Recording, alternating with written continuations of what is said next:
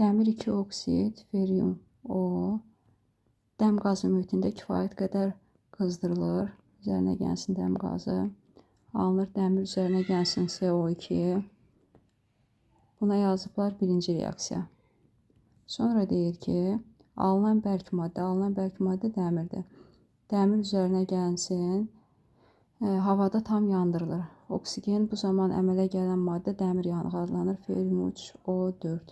3 bura, 2 bura. Bu ikinci reaksiya qeyd edibdir.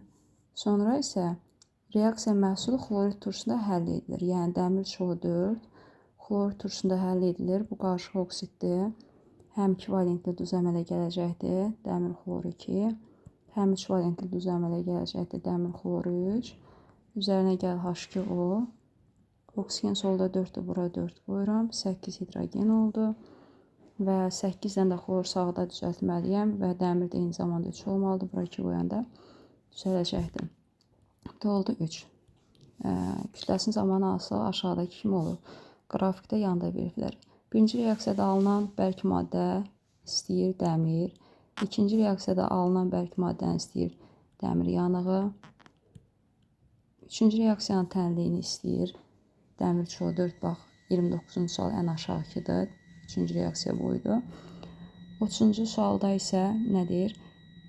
Deyir, birinci reaksiyada kütlə 54-dən X-a düşübdür. Bizim birinci reaksiyamız dəmir olan idi, düzdürmü?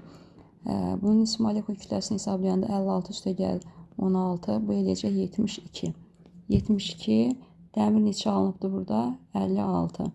Deməli, 30-cu sualda yazırıq 72-yə 56 alınırsa,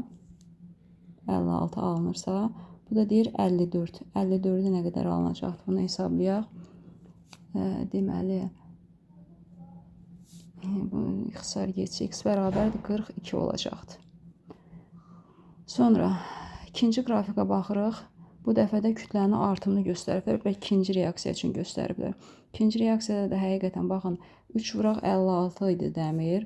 3 vuraq 56 dəmir 3O4 alındı. Yəni kütlə artdı oradan. 232 qramda, onun nisbi molekul kütləsi 232 qramda. İndi biz bayaqlarım dəmir nə qədər almışdıq? 42. 42 olanda nə qədər olacaqdı? Bunu hesablayaq. Yəni mən kənarda hesablayayım onu. X bərabər, burada artıq Y ilə ifadə ediblər. Y bərabər də edir 58.